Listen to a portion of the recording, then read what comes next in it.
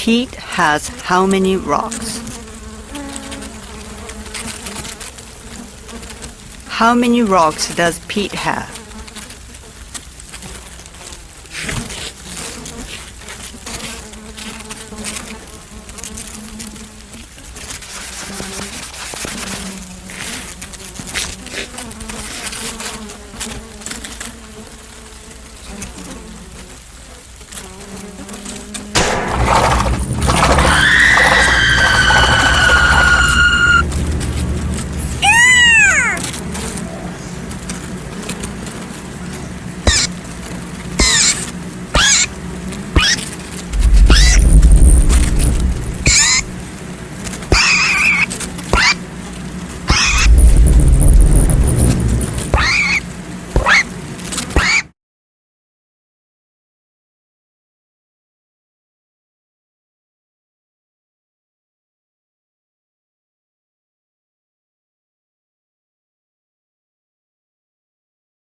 Hans, the first thing that I like to talk to you is something.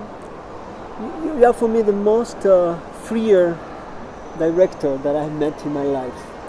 And the other day you were saying things that films sometimes are like dogs. You are with a dog passing by, and the leash, you allow the dog to go away, but somehow you put it with you. You are the master of the dog, and you made that metaphor about cinema nowadays, about how films are done. So I would like to, if you could go on that and expand that idea. I think the idea, I had this idea after a certain film, where I was a little bit disappointed about the film, and the so-called metaphor with the dog came to my mind, and what I meant is, it's the dog is the relation between the maker and the so-called reality, or you could also say with his subject, or whatever it is. It goes for a documentary film as well, for a fiction film. It means, in what way does a filmmaker treat the world, and how does he make his own world, his own form, his own way of looking, of seeing, of listening, and that the idea that some films are really treating the subject or the world like a dog. It has to be close to them. There should be a certain distance maybe, but it should not be too much, and the world should not have its own life. It should be controlled at the same time, but be part of you. But you can always. But the dog is alive. The dog is something that exists and lives completely independent of you. So, but the dog is the animal. It's not so strong. You are the maker. You are the one who makes the picture of the world. So you go with the dog how you want.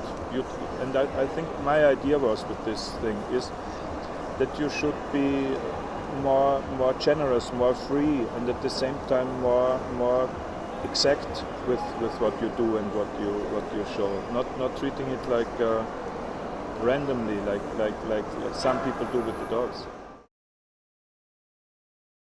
We were a few minutes ago in a panel among different programmers around the world, festival programmers, and there is a moment that you, in a way, you respond or answer to another member of the panel in a dialectical way, I think, playful way. But you said something about that taste is important in order to find films. But instead of talking about taste, you talk about smelling films. So what do you exactly imply by that idea? What are you smelling? What are you looking?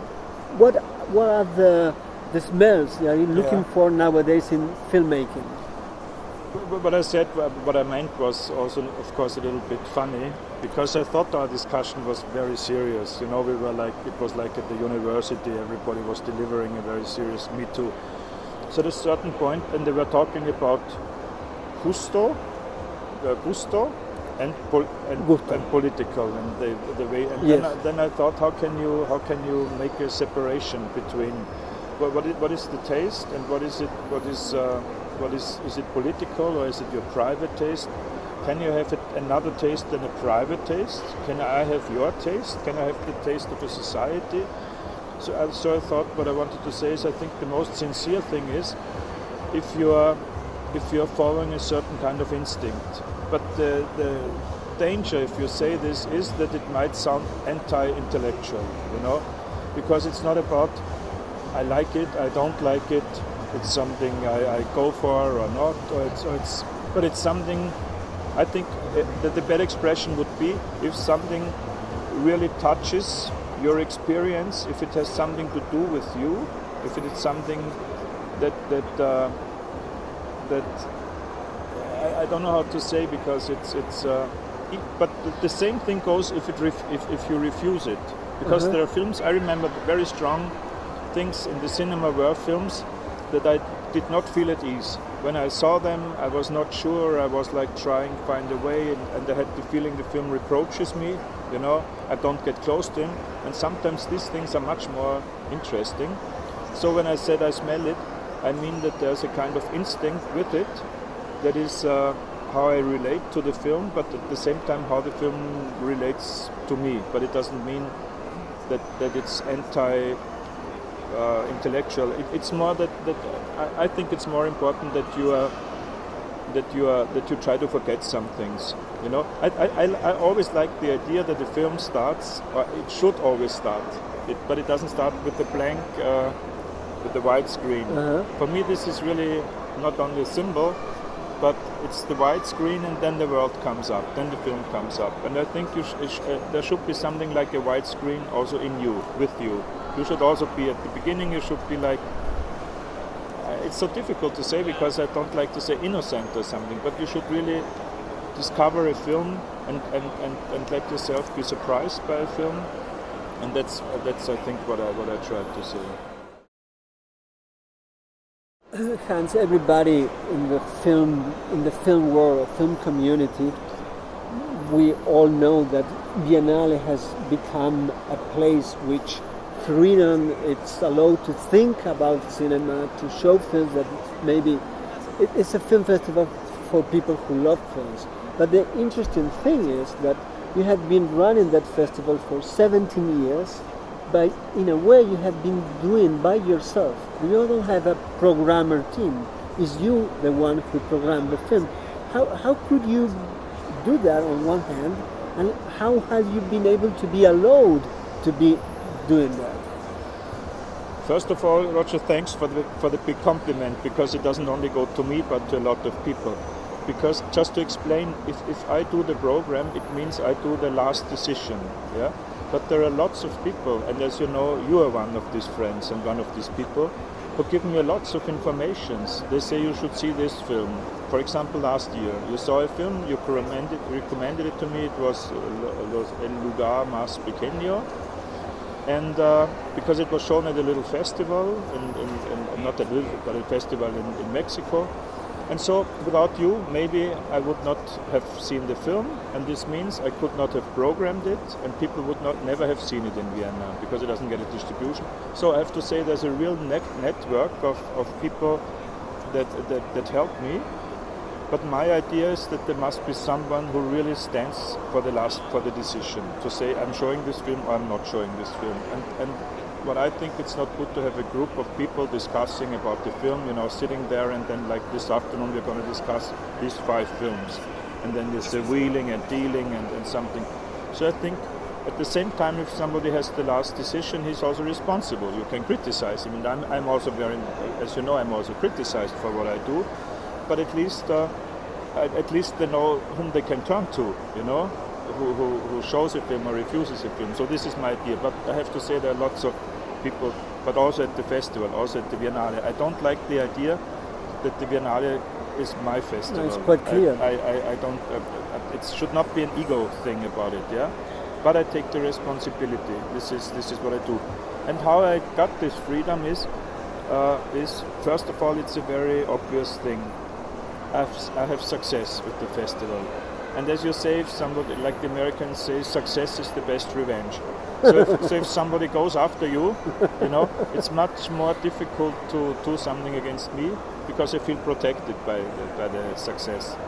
So this is the one thing. The other thing is that I started from the beginning trying to build up something like a relationship between the festival and the public. A vice versa relationship, so that I can a little bit trust my public. I can risk something, I can show a film and think maybe they'll go for it. And they should be able to trust me and say he's not gonna do just some very obvious, very speculative things just to have people or to get the money out of them or something. So I think we built up something over the years, and this is the real strength of the Biennale. That is what I think. That's a kind of trust between the public and the festival, and at the same time part of this trust is that you are disappointed. My public disappointed me and I disappointed them. I know this, but this is like in every love story, you know. It's not always sunshine, and I think this is something very, very precious. If you reach this, and it took over years, precious, and you should not gamble on this. You should not gamble on this relationship, on this trust. And this is how it was possible. That's very easy. And the other thing is, this is something other people should say, not me, because I don't want to characterize myself. But it's the only way that I can do it. Somebody else would do it in a different way. Maybe he or she would do it better. I don't know. But this is the way that I can do it. You know, like a filmmaker can make a film the way he does it. The only thing I tried not to be is a fonctionnaire, what we call a fonctionnaire. That means somebody who does something for other interests or other things, but I do it for the films, for the filmmakers, for the public, and of course also for myself. I enjoy doing it, and I did it for a long time. And if you know me, the day I don't enjoy it, I would stop. The minute when I think it's enough, I wouldn't like to do it, because then you become a fonctionnaire.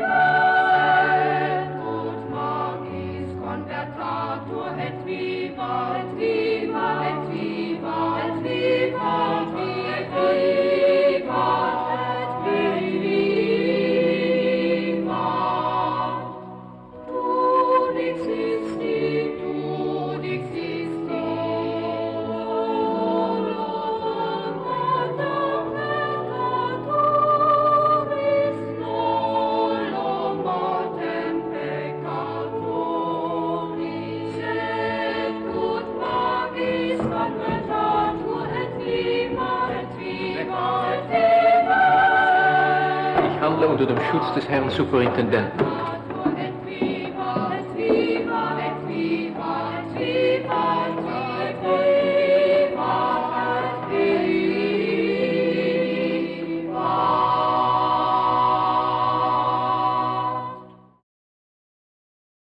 I like to ask you two more questions. One is, what would it be for you?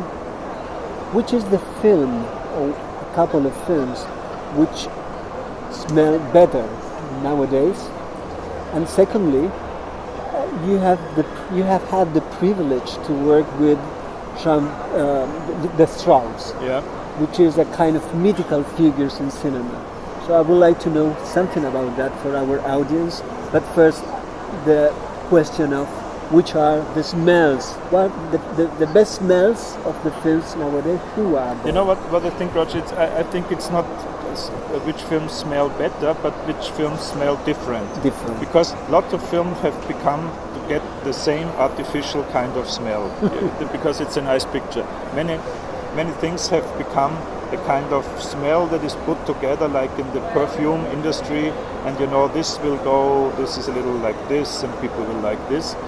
But I think there are different smells, and they are not all nice smells. You know, you're also irritated you can be irritated by a smell. I don't even know what is a really nice smell. I don't know. But there are smells where you look, where you realize where does it come from or something. You know. and so I think the different smells are like also you could also say like colors or like a form or like a sound. It's something. I think it's something at the same time. It's. I try to say it very shortly. I think all good art. This also goes for film. They are between, or they have part of something what I call the materialistic and the mystic. It's the same, you know. I think it goes together. It's the same, and the real good film has both. Something you can understand, you can capture, you can realize, and the other thing is something that goes beyond you. That is something else. That there is the experience of somebody else, or the time or the space that is not yours. This is what I like very much about cinema. That it's not mine. This is something that I really love. You know. The imagining that this is something that I cannot get. This is something that I see, that I feel, and that leaves some traces in me. And it leaves, if it's good, it leaves. Even if it's bad, it leaves traces in you. And that's the idea of which films are different. I think it's.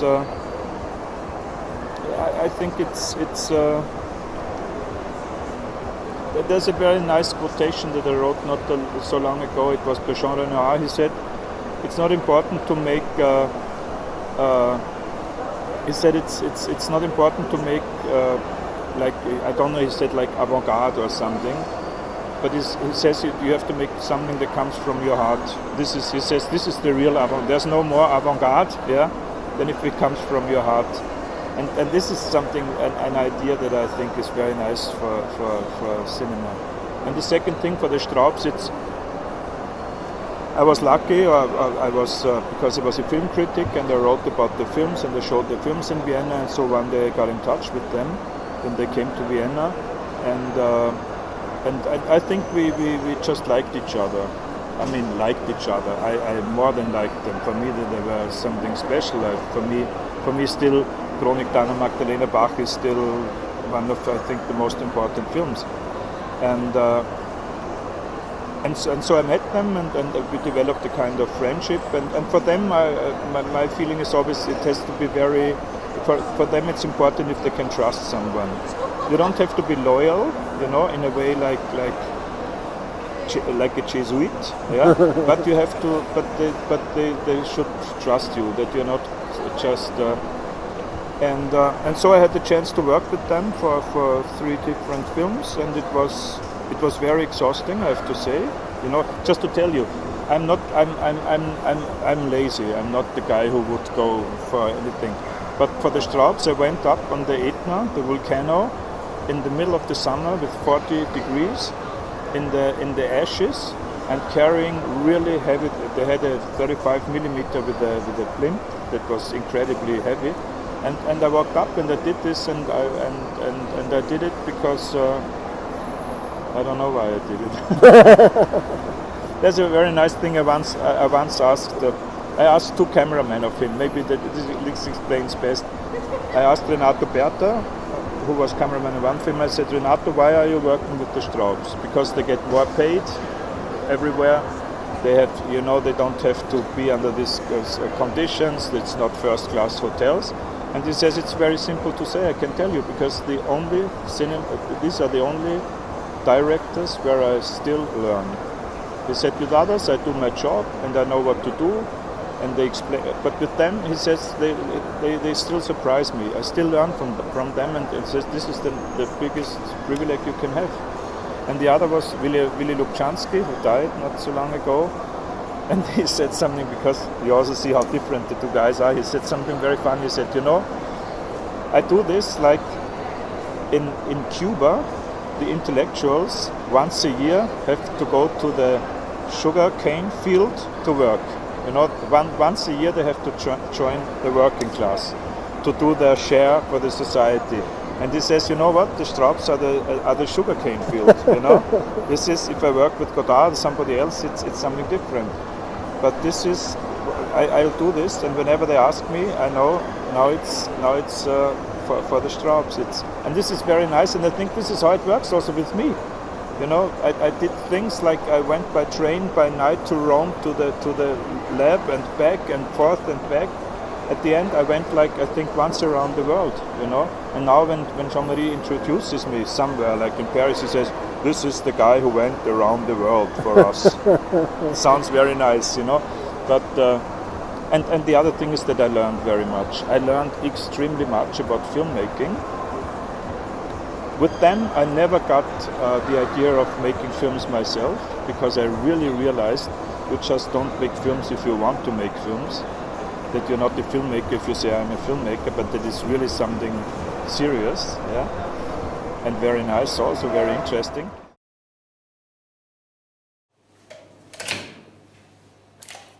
Les gens ont toujours l'impression, parce qu'on refuse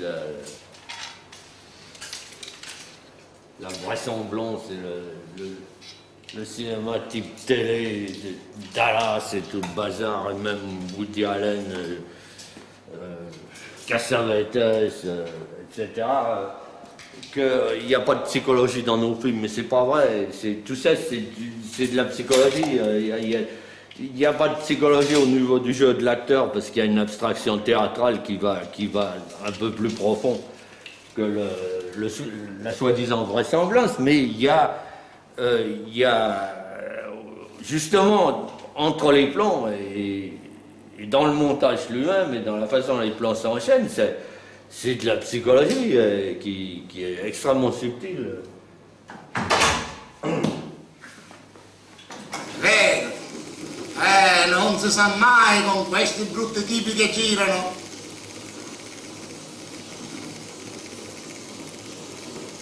Sono un impiegato del catastro.